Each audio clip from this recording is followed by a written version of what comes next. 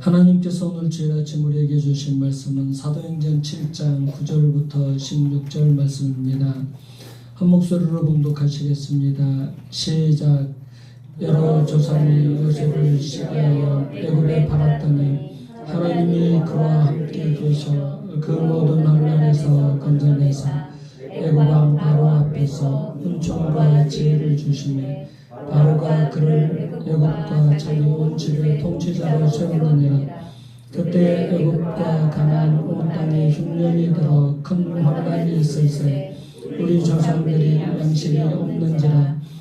야곱이 애굽에 곡식이 있다는 말을 듣고 먼저 우리 조상들을 보내고 또 재차 보내매 요셉이 자기 형제들에게 알려지게 되고 또 요셉의 친족이 바로에게 드러나게 되니라. 요셉이 사람을 보내어 그의 아버지 야곱과 온 친족 75사람을 청하였더니 야곱이 애굽으로 내려가 자기와 우리 조상들이 거기서 죽고 세겜으로 옮겨져 아브라함이 세겜 하몰의 자손에게서 은으로 값주고 무덤에 장사되니라. 아멘. 사도행전 7장은 스데반 집사님의 설교 내용이 나옵니다. 스데반 집사님을 예수님을 소개하기 위해서 이스라엘 백성이 공유하고 있는 신앙에서부터 이야기를 시작했습니다. 스데반 집사님은 세 사람을 중심으로 설교를 했어요. 첫째는 아브라함, 둘째는 요셉, 셋째는 모세입니다. 아브라함은 이스라엘 민족의 조상이니까 설교에 넣어도 무방합니다. 굉장히 중요한 위치를 차지하고 있는 사람이니까 스데반 집사님의 설교의 내용에 들어가도 괜찮습니다. 모세는 또 율법의 아버지고 또 율법이라고 모세의 율법이라고 할 정도이고 또 가장 큰 선지자이기 때문에 모세가 들어가는 것도 괜찮습니다. 그런데 요셉이 또 들어가 있거든요. 세 번째 요셉이 들어가 있는데 왜 스데반 집사님은 요셉을 넣었을까? 스데반 집사님은 요셉에 대해서 설교를 하고 있을까? 그것을 생각해 봐야 돼요. 요셉은 구약의 다른 많은 인물들 가운데서 구약에서 예수님을 가장 많이 닮은 사람이기 때문에 요셉을 여기에 집어넣은 겁니다. 요셉은 구약에 나타난 예수님의 표상입니다. 예수님과 공통점이 제일 많은 사람이 바로 요셉이라는 사람입니다.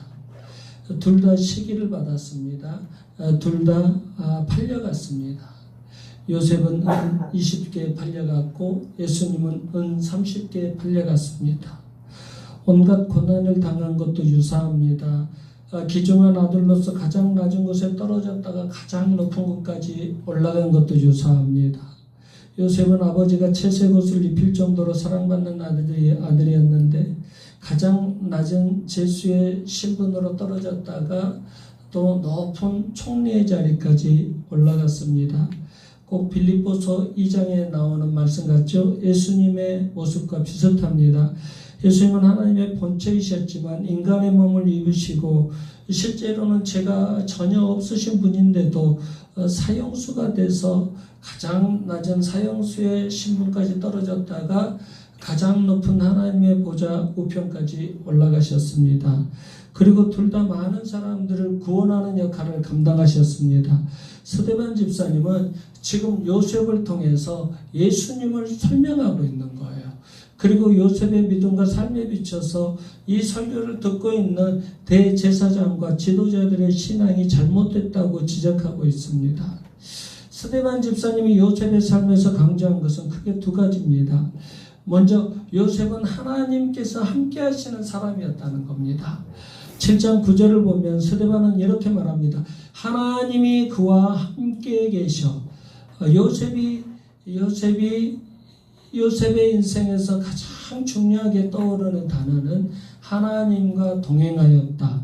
하나님과 함께 했다. 스데반 집사님은 요셉의 삶에서 이것을 가장 중요하게 생각을 했어요. 요셉은 하나님과 함께하는 사람이었다. 요셉은 하나님과 동행하는 사람이었다. 이것을 가장 중요하게 생각을 했습니다. 스데반 집사님이 요셉의 삶에서 강조한 또 하나는 요셉은 하나님께 받은 복을 그냥 자기만 누리지 않고 그 복을 다른 사람에게 나눠주는 데까지 흘려보냈다는 것입니다. 스데반 집사님은 요셉이 자기 형제와 아버지와 바로를 섬기고 애굽과 가나안 땅의 많은 사람들을 흉년에서 구하는 것에 대해서 이야기하고 있습니다. 이 두 가지 사실을 근거로 해서 스데반은 지금 설교를 듣고 있는 대제사장과 종교 지도자들에게 이렇게 지금 책망하고 있는 거예요. 너희는 입으로는 스스로 하나님의 종이라고 말하고 있지 않느냐? 그러나 너희가 요셉같이 정말 하나님께서 함께 하시는 사람들 맞냐? 겉으로는 하나님과 함께하는 것 같지만 너희 안에는 하나님께서 계시지 않아. 너희 안에는 하나님께서 살아계시지 않아. 겉으로는 누구보다 하나님께서 함께하시는 사람들처럼 그렇게 하고 다니는데 너희 속에 정말 하나님께서 살아계셔? 또 이렇게 말하고 있어요. 너희는 받은 복과 은혜를 가지고 백성을 진심으로 섬기고 있어? 지금 너희들은 백성들 위에 군림하고 있잖아. 너희는 누구보다 하나님께 받은 복이 많은데 그 복을 백성들을 향해서 흘려보내주지 못하고 너희들은 하나님께 받은 복을 가지고 군림하고 있잖아. 지금 스데반 집사님이 대제사장과 종교 지도자들을 책망하고 있는 거예요. 스데반 집사님은 요셉의 모습을 통해서 진정한 성도의 모습을 말해주고 있습니다. 성도의 모습은 첫째, 어떻게 되어야 되느냐? 하나님과 거리가 가까워야 된다. 아멘. 같이 따라서 해주시기 바랍니다. 하나님과 거리가 가까워야 됩니다. 하나님과 거리가 가까워야 됩니다. 아멘. 둘째, 받은 복을 섬김으로 연결시켜야 됩니다. 받은 복을 섬김으로 연결시켜야 된다. 받은 복을 섬김으로 연결시켜야 됩니다. 받은 복을 섬김으로 연결시켜야 됩니다. 아멘. 하나님과 거리가 가까워야 되고 받은 복을 섬김으로 연결시켜주는 구원자가 되어야 됩니다. 오늘은 이 두 가지를 살펴보도록 하겠습니다. 이 과정을 통해서 우리가 진정한 믿음의 사람들로 거듭나시길 바랍니다. 많은 사람들이 관심 있는 건요, 성공과의 거리가 가깝냐, 평탄함과의 거리가 가깝냐, 거기에 관심이 많아요. 우리가 이런 질문을 받았다고 생각을 해봅시다. 요즘 어떻게 지내십니까? 요즘 잘 지내십니까? 예, 잘 지냅니다. 좋습니다. 뭐가 좋다는 거예요? 뭐가 좋다는 거예요? 뭐가 잘 지낸다는 거예요? 성공과의 거리가 가깝다는 거예요. 성공과의 거리가 가깝기 때문에, 평탄함과의 거리가 가깝기 때문에 잘 지낸다는 겁니다. 예를 들어서 대학생이 자기는 명문대학 다니고 또 성적도 좋아서 계속 A학점만 맞아요. 그래서 장학금도 받아요. 그래서 그 학생에게 물어봤어요. 요즘 잘 지냅니까? 예, 잘 지냅니다. 뭐가 잘 지낸다는 거예요? 성공과의 거리가 가깝다는 겁니다. 그대로 명문대학 다니고 좋은 성적으로 학교를 졸업하면 대기업에도 들어가고 또 자기는 성공하고 승승장구할 수 있을 것 같은 생각이 들으니까 나는 성공과의 거리가 가깝습니다. 평탄함과의 거리가 가깝습니다. 그래서 잘 지내고 있는 겁니다. 사업을 하는 사람들에게 잘 지내십니까? 예, 잘 지냅니다. 좋습니다. 뭐가 좋다는 거예요? 예, 저는 돈을 많이 법니다. 사업이 잘 됩니다. 그래서 저는 인생을 성공할 수 있습니다. 그래서 잘 지낸다고 하고, 그래서 내 인생 좋습니다. 그렇게 말하는 거예요. 그런데 성경이 우리에게 말하고 있는 것은 성공과의 거리가 가깝냐, 평탄함과의 거리가 가깝냐, 그것을 물어보는 게 아니에요.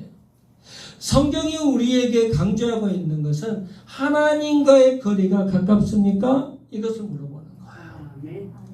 하나님과의 거리에 관심이 있습니다. 말씀은 늘 하나님과의 거리가 어떠한가를 묻고 있습니다.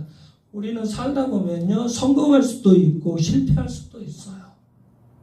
행복한 인생을 살 수도 있고 눈물 흘리는 인생을 살 수도 있어요.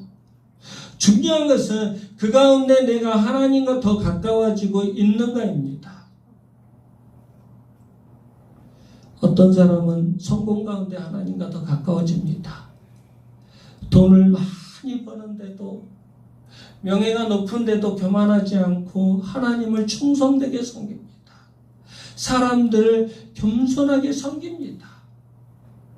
이 사람은 진정으로 믿음의 사람입니다. 하나님과의 거리가 가까운 사람이에요. 어떤 사람은 반대로 험난한 고난 가운데 있습니다. 고난 가운데 있으면서도 낙심하지 않고 최선을 다해서 하나님을 섬깁니다. 고난 가운데서도 낙심하지 않고 다른 사람들에게 위로를 주는 삶을 삽니다. 그 사람도 하나님과의 거리가 가까운 사람입니다. 형통한 자의 모습이에요. 모세는 창세기 39장에서 요셉을 이야기하면서 여호와께서 그와 함께 하셨다는 말을 여러 번 했어요. 특히 39장 2절 상반절에서는 여호와께서 요셉과 함께 하심으로 그가 형통한 자가 되었다라고 했어요. 이 말씀은 친위대장 보디바르의 집에서 노예 생활하고 있는 요셉에 대해서 설명한 말이에요. 여러분, 노예 생활이 형통한 생활입니까? 노예의 삶이 형통한 삶입니까? 그런데 환경의 평탄함과 상관없이 하나님과 함께하고 있는 요셉은 형통한 사람이었어요. 물론 요셉의 삶 가운데는 함정이 많았죠. 그런데 그 모든 일 가운데서 하나님께서 요셉과 함께 하셨습니다. 요셉은 언제나 하나님과 함께, 요셉은 언제나 하나님과 가깝게 있었어요. 하나님과의 거리가 아주 가까웠어요. 그랬더니 어떤 일이 일어났어요? 하나님이 그와 함께 계셔 그 모든 환난에서 건져내셨다고 하셨어요. 우리는 삶에서 당하는 환난 하나하나에 너무나 연연할 필요가 없어요. 일희일비하지 마시기 바랍니다. 그 모든 환난에서 건져질 방법은 딱 한 가지예요. 항상 하나님과 함께하는 겁니다. 하나님과의 거리를 좁히는 겁니다. 요셉의 믿음의 강점이 바로 이것입니다. 요셉은 항상 하나님과 함께 했습니다. 채색 옷을 입는 귀한 아들이었을 때도 하나님과 함께 있었고, 노예였을 때도 하나님과 함께 있었고, 애굽의 총리였을 때도 하나님과 함께 있었어요. 우리도 이렇게 사시기 바랍니다. 총리였을 때만 하나님과 함께 있지 마시기 바랍니다. 높은 자리에 올라가 있을 때만, 성공했을 때만 하나님과 함께 있지 마시기 바랍니다. 노예였을 때도, 구덩이에 들어갔을 때도, 감옥에 있을 때도 하나님과 함께 하시기 바랍니다. 진정한 신앙의 척도는요, 일의 양이 아니에요. 하나님과 관계가 얼마나 가까운가, 그게 신앙의 척도입니다. 여러분들 하나님과의 관계를 좁히시기 바랍니다. 우리는 분주하게 하나님의 일을 많이 하고 나면 하나님과의 거리가 가깝다고 생각을 해요.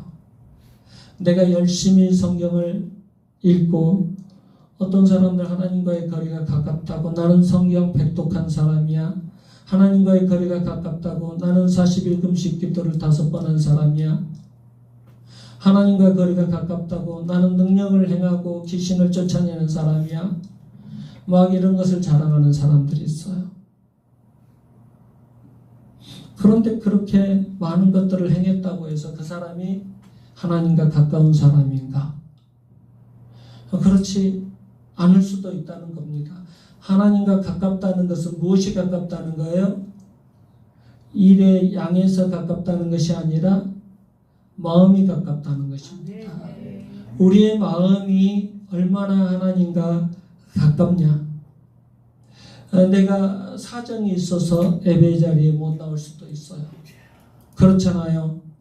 그런데 그 예배 자리에 못 나간 자신의 모습을 탄식하면서 하나님 내 사정이 우리 은설이 은세 고백한 것처럼 그렇게 너무너무 하나님 앞에 죄송스러워했던 그 마음 중심이 하나님 앞에 있잖아요. 그래서 하나님과 마음이 가까운 거예요. 마태복음 7장 22절을 보면 예수님의 일을 많이 한 사람들이 예수님께 이런 질문을 해요. 주여 주여 우리가 주의 이름으로 선지자 노릇하며 주의 이름으로 귀신을 쫓아내며 주의 이름으로 많은 권능을 행하지 아니하였나이까. 예수 그리스도의 이름으로 선지자 노릇도 했고 목사의 일을 감당했고 주의 이름으로 귀신도 쫓아냈고 주의 이름으로 많은 권능을 행했어요.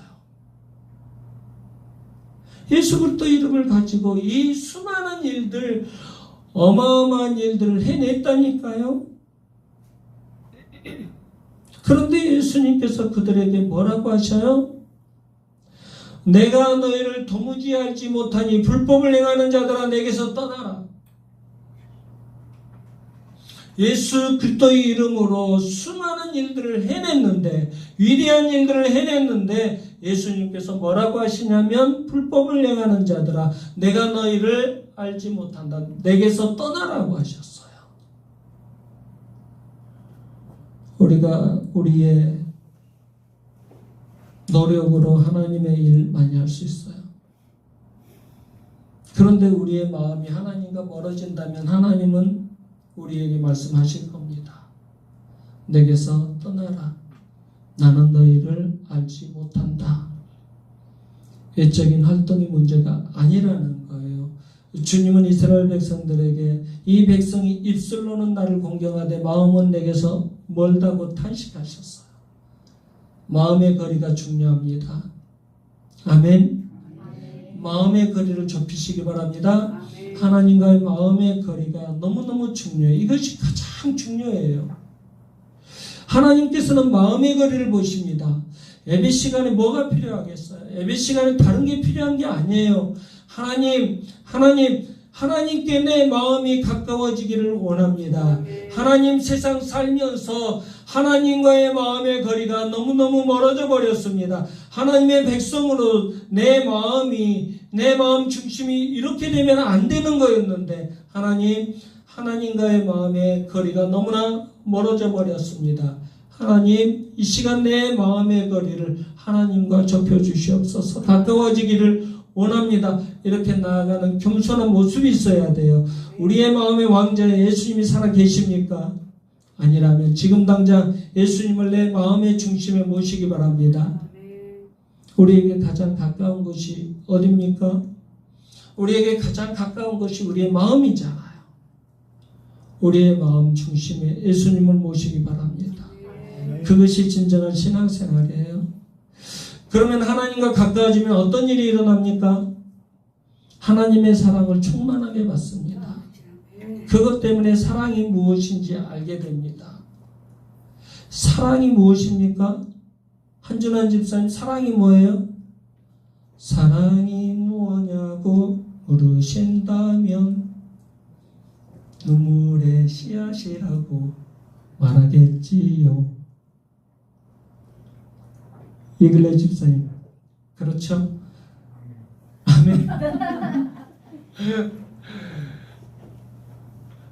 하나님은 사랑이시라고 하셨어요. 하나님은 사랑이십니다. 하나님과 깊은 교제를 나누면 사랑을 알게 돼요. 여러분, 요셉을 생각을 해보세요. 요셉은요, 정말 상처받을 일이 너무너무 많은 사람이었어요. 가장 자기를 사랑해줘야 될 형들에게 시기를 당해서, 미움을 당해서 미디안 상인에게 팔려버렸어요. 배신감과 분노가 쌓였어요. 얼마나 큰 상처가 됐겠어요. 노예로 팔린 후에는 보디발의 아내의 유혹을 거절했다고 해서 감옥에 갇혀버렸어요. 자기가 잘못해서 감옥에 갇힌 게 아니에요. 보디발의 아내가 유혹한 것을 거절했다고 해서 자기가 감옥에 갇혔어요. 얼마나 큰 상처를 받았겠습니까? 감옥에서는 술 맡은 간호장을 도와줬는데 그가 2년 동안이나 그 일을 새까맣게 잊어버렸어요. 그것도 큰 상처가 됐을 거예요. 그렇게 억울하게 당한 일들로 보면 요셉의 인생은 상처투성이 인생이 될 수밖에 없었습니다. 우리 상처 많다고 하잖아요. 목사님 상처 얘기하지 마세요. 저만큼 받아봤나요? 저 우리 성도 중에 그렇게 얘기한 사람이 있었어요. 저에게. 제가 팔을 다친지 모르고 한참 다녔어요. 그분이. 그런데 목사님 상처 얘기하지 마세요. 저만큼 받았나요? 그래서 제가 저하고 인생 바꿔서 살아볼래요? 그래서 상처 요셉의 상처만큼 우리가 받아봤나요? 형제들에게 미움당해서 노예로 팔려가 봤나요? 내가 잘못도 하지 않았는데 감옥에 갇혀봤나요? 내가 도와준 사람이 기억하지 못해가지고 그냥 그렇게 억울한 인생 살아봤나요? 요셉은 우리보다 훨씬 상처가 많은 사람이에요. 그런데 어떻습니까? 우리는 상처를 받으면 막 인생이 막 거칠어지고 성격이 개팍해지고 상처를 받으면 막 짜증이 나고 분노가 나잖아요. 그런데 요셉은 그 상처 때문에 인격이 파괴되고 하나님의 아름다운 형상이 깨졌습니까? 그런 적 있습니까? 요셉이 그런 적이 있어요? 전혀 그렇지 않잖아요. 이유가 뭐예요? 하나님과 거리가 항상 가까이 있었기 때문에 그래요. 늘 하나님의 임재를 통해서 하나님의 사랑을 깊이 맛보고 상처가 치유됐기 때문에 그래요. 세상 사람들은 살아있다고는 하지만 죽어있는 것 같은 사람들이 너무너무 많아요. 상처가 너무 커서 죽어있어요. 상처가 얼마나 큰지 몰라요. 대화를 나누다 보면 금방 이상해져 있어요. 표정이 완전히 달라져 버려요. 즐겁게 대화를 하고 있는데 금세 표정이 이상해져 버려요. 왜 그러지? 왜 그러지? 무엇 때문에 그러지? 불안해요, 마음에서. 왜 그런 거예요? 순간적으로 상처를 받은 거예요. 순간적으로 상처를 받은 거예요. 오늘 말씀을 잘 듣고 예배를 행복하게 드리고 갔어요. 그런데 다음 주에 안 나와요. 그 다음 주도 안 나와요.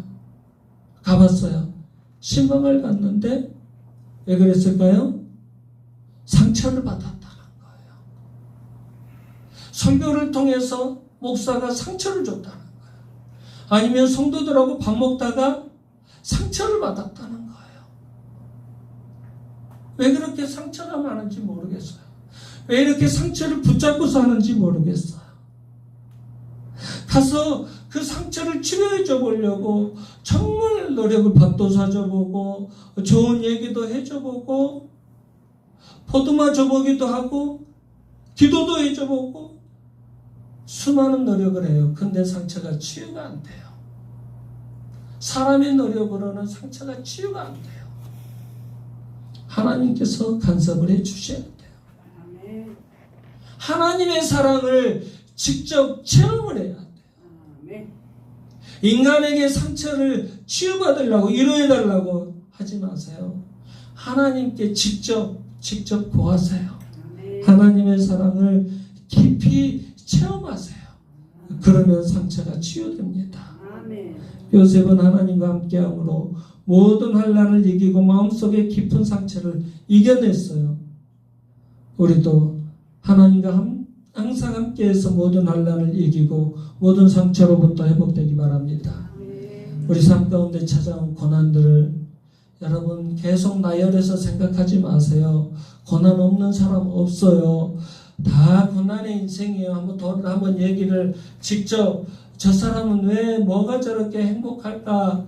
뭐가 저렇게 행복해서 웃고 다닐까? 그런 사람들한테 직접 찾아가서 한번 말씀드려보세요. 정말 그렇게 행복한 인생이었는지. 그렇지 않습니다. 그 사람도 고난 많은 인생이었어요. 그런데 고난을 나열해가지고 또 그 고난을 곱씹고 그렇게 살지 않는 거예요. 얽매이지 않는 거예요. 여러분들 고난에 얽매이지 마세요. 나열해서 기억하지 마세요. 하나님께서 함께 하시면 무엇이든지 이길 수 있어요. 그 사실을 믿으시기 바랍니다. 요셉의 진정한 믿음이 우리의 믿음이 되시길 소망합니다. 아멘. 요셉의 믿음을 증명할 수 있는 것은 늘 하나님과의 거리가 가까웠다는 것입니다. 또 한 가지 요셉의 믿음을 증명하는 것은 하나님께 받은 복을 섬김으로 연결시켜주는 사람이었다는 것입니다. 요셉은 지극히 작은 것을 받았을 때도 충성스러운 모습으로 하나님과 사람들을 섬겼습니다. 보디발에게 팔릴 때를 생각해 보세요. 그때까지를 생각해 보세요. 먼저 미디안 상인에게 팔려서 애굽까지 끌려와서 어렵게 보디발의 집에 정착했습니다. 여기서 그는 인생을 원망하지 않았습니다. 요셉은 이곳에서 하나님과 주인을 최선을 다해서 섬겼습니다. 그러자 하나님께서 그의 자리를 애굽의 총리까지 옮겨주셨습니다. 그리고 그곳에서도 하나님과 사람들을 충성스럽게 섬겼습니다. 우리는 보통 이렇게 얘기하죠. 목사님,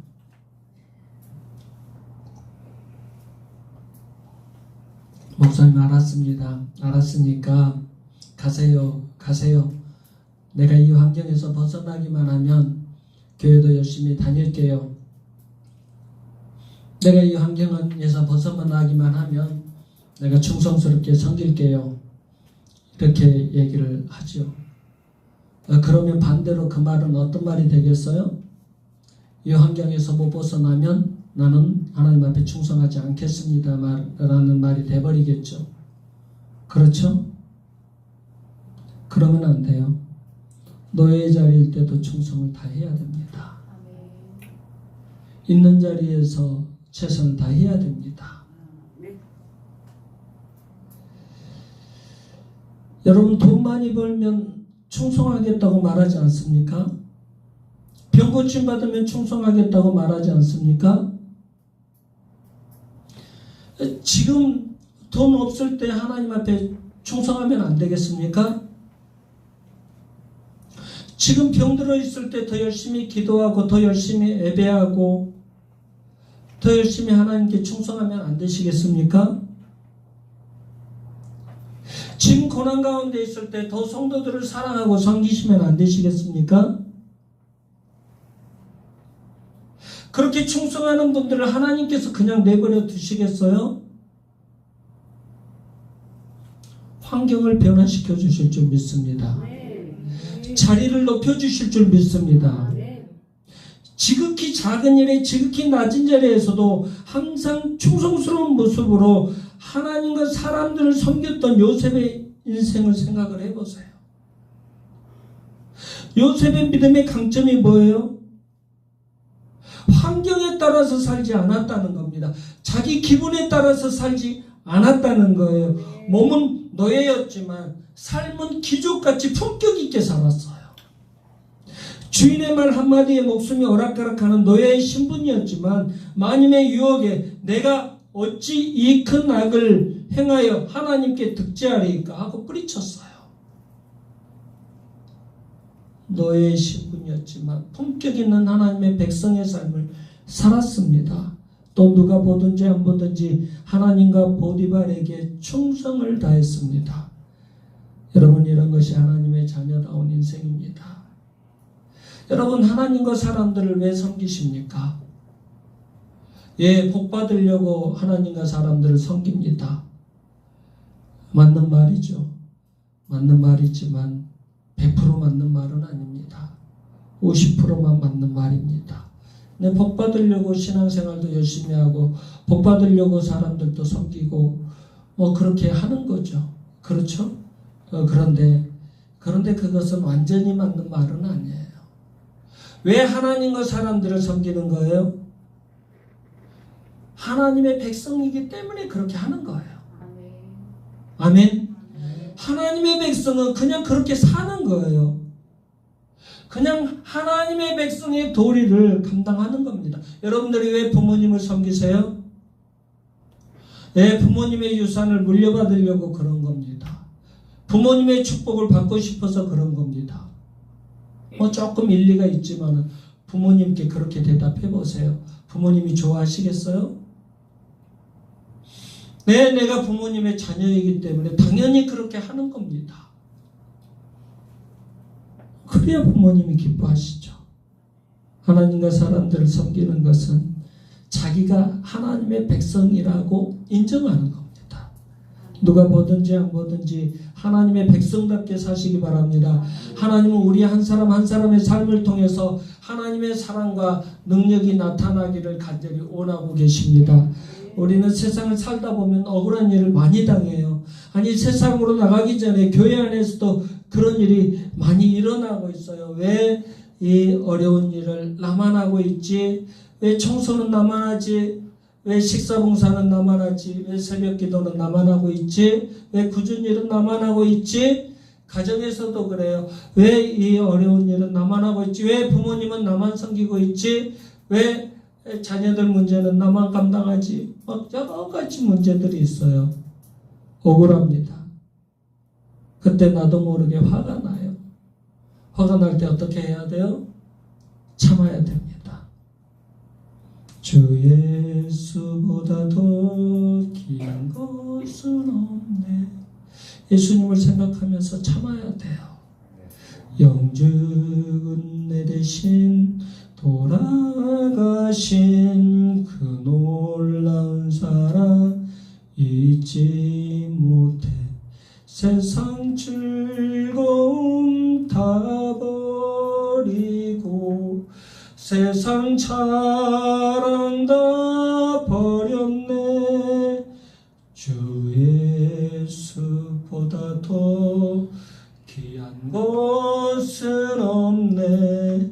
예수 밖에는 없네. 억울한 일이 너무 많아요. 억울한 일이 너무 많을 때 분노가 일어나면 안 돼요. 감사의 찬양이 나와야 돼요. 그렇게 사는 거예요. 하나님의 백성은 그렇게 사는 거예요.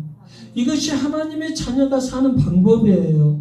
하나님의 백성답게 사는 방법이 이렇게 사는 것입니다. 신앙생활이 뭐예요? 용서하면서 사는 것이죠. 기뻐하고 찬송하면서 사는 것입니다. 하나님의 마음, 예수 그리스도의 눈물을 기억하면서 표현하면서 사는 거예요. 요셉이 그렇게 살았습니다. 요셉은 노예였지만 노예같이 안 살았어요.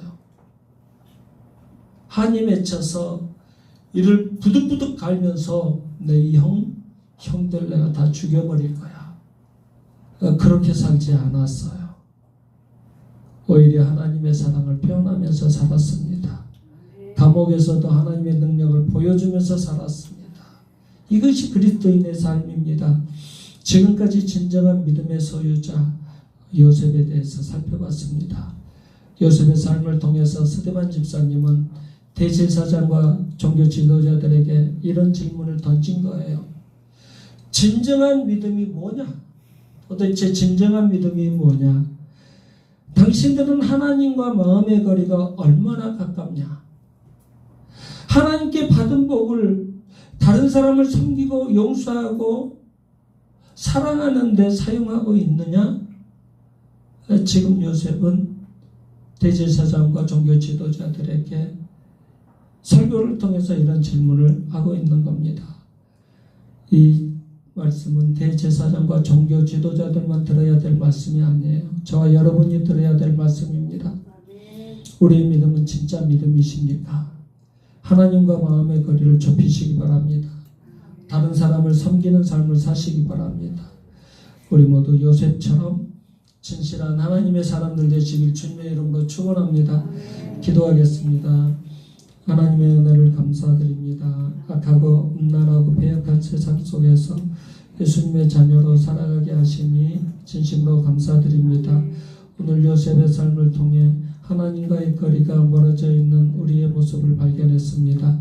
성공과의 거리는 신경 쓰면서 하나님과의 거리는 중요하게 생각하지 못하고 살았습니다. 요셉처럼 구덩이에 있을 때나 노예일 때나 총리일 때나 항상 하나님과 함께함으로 하나님과의 거리가 가까운 인생들 되게 하여 주시옵소서. 하나님께서는 하나님과 함께하고 하나님과의 거리가 가까운 사람을 축복하시고 승리케 하시는 줄 믿습니다. 요셉은 하나님과의 거리도 가까웠고 또 받은 복을 하나님과 사람들을 섬기는 데 사용했습니다. 우리도 요셉과 같은 인생 되게 하여 주시옵소서. 그래서 몸이 아플 때도, 사업이 안 될 때도, 공부가 안 될 때도, 인간관계가 막힐 때도 하나님을 찾고 만나서 날마다 치료해 주시고 회복시켜 주시고 높은 자리로 옮겨주시는 하나님의 형통을 마음껏 누리게 하여 주시옵소서. 예수 그리스도에게 하신 이름으로 기도드리옵나이다. 아멘.